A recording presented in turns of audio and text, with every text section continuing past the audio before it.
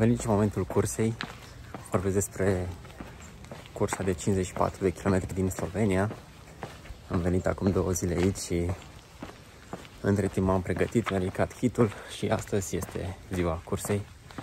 Mă duc spre zona de transfer, de unde se iau autobuzul, către start. Sunt echipat din cap până în picioare. Vremea e răcoroasă, ca în Slovenia, aș putea spune. Am ceva emoții, pentru că este cea mai lungă cursă pe care o alerg. Este prima internațională și sper să fie o atmosferă așa faină, sper să-mi placă.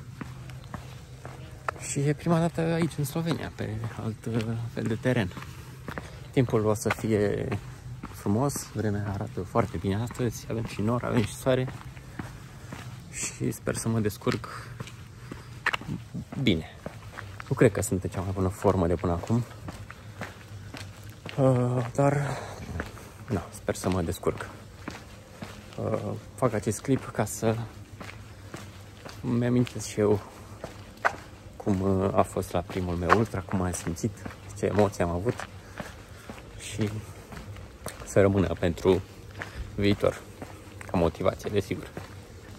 Sper să termin cursa în timpul limită, este 13 ore și jumătate, este destul de mult.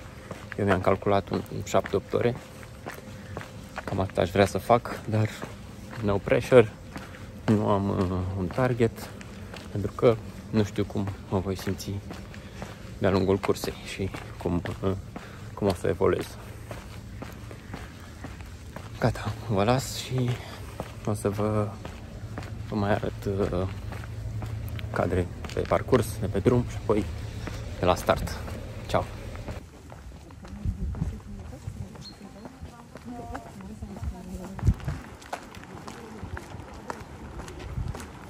Irgendwie angedacht, das gibt es ja nichts zu jedem, was und so, das war auch so ein Teil. Beauty the Cup, a headlamp, survival blanket, shooting up for gloves, those are my hand gloves. It's going to be cold.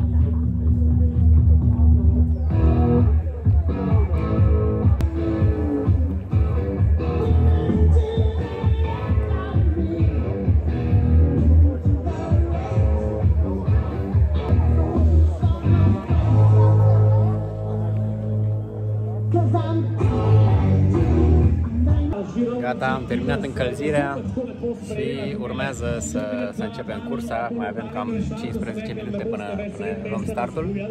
Este foarte fain punctul acesta de start, este lângă un lac turcoaz, ca la Scropoasa cumva, dar mult mai frumos cu acești pini, foarte, foarte fain. Chiar e o zonă perfectă pentru cei care iubesc natura, care vor să fie în aer liber. Eu zic că o să fie fain, eu zic că o să-mi placă, vremea e top, a ieșit și soarele, deci ce mai vrei? Ce mai vrei? Hai, ne vedem pe traseu. Talks about Triglav as the national symbol of Slovenia and which is also considered the king, the symbol of the Julian Alps.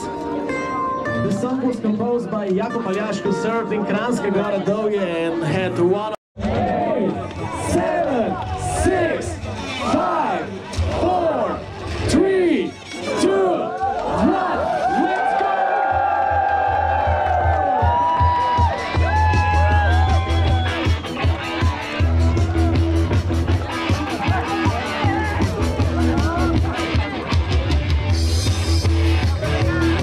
Good luck, runners! We see us in Kranjska Gora.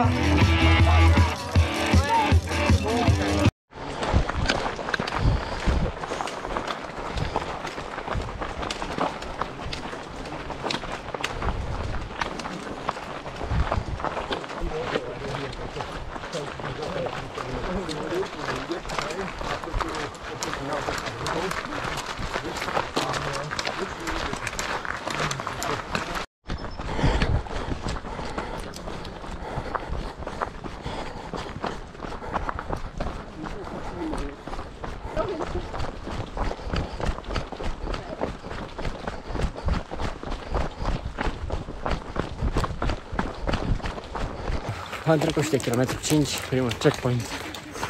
Mă simt bine, pace-ul este ok. A fost o urcare destul de susținută, de vreo 5 km. Și apoi urmat de o coborâre foarte rapidă, ați văzut. Foarte faină.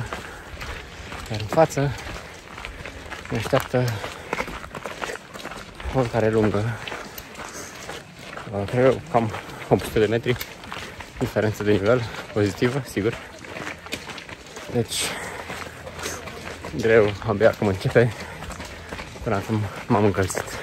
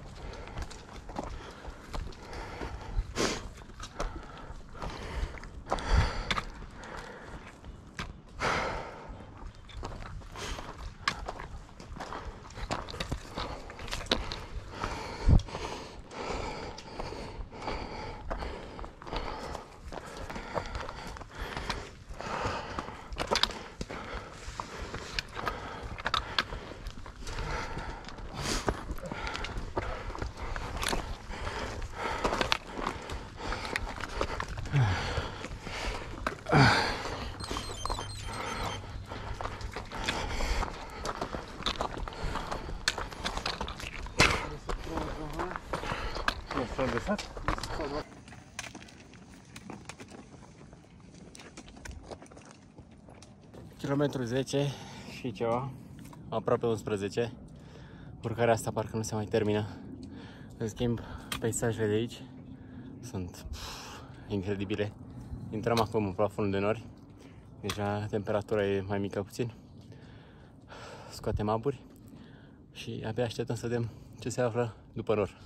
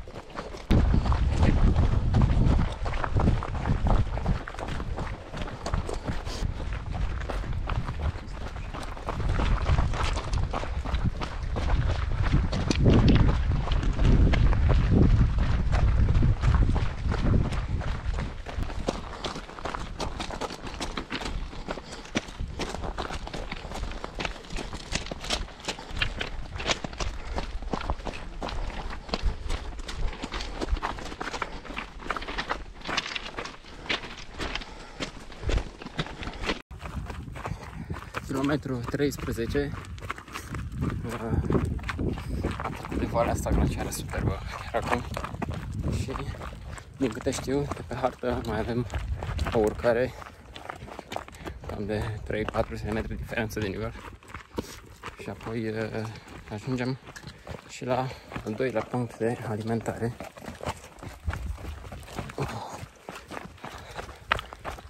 Da, destul de rece e sus, sub 10 grade. Dar dacă mă mișc, nu se resimte. Totul bine frumos, câteva zone mai aglomerate, dar sunt în grafic, mă simt bine, picioarele sunt ok, genunchiul e ok. Asta e tot ce contează. Hai, vorbim mai târziu.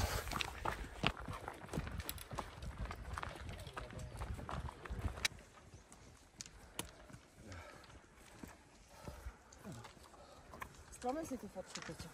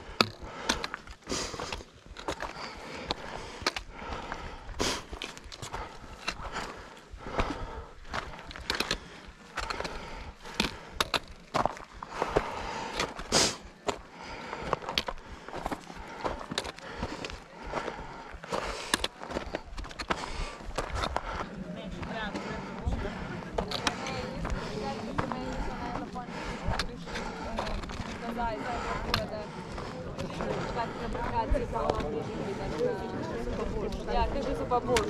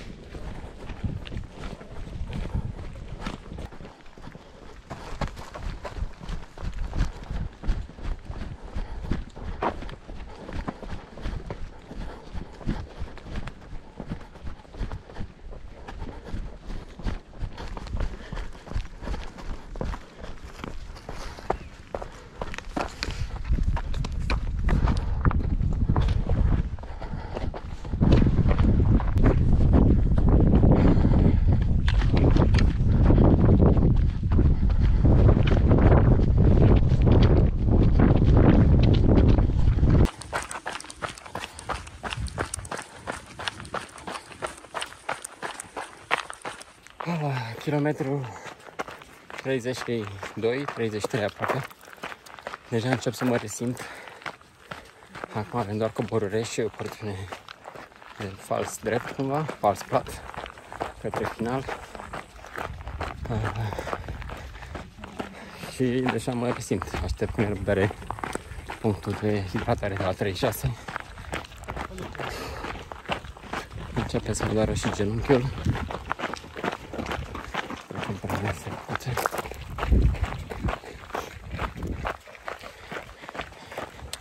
Da, deci începe să mă doară și genunchiul. Trebuie să mă cremuiesc din nou și să fac și un fluorofen.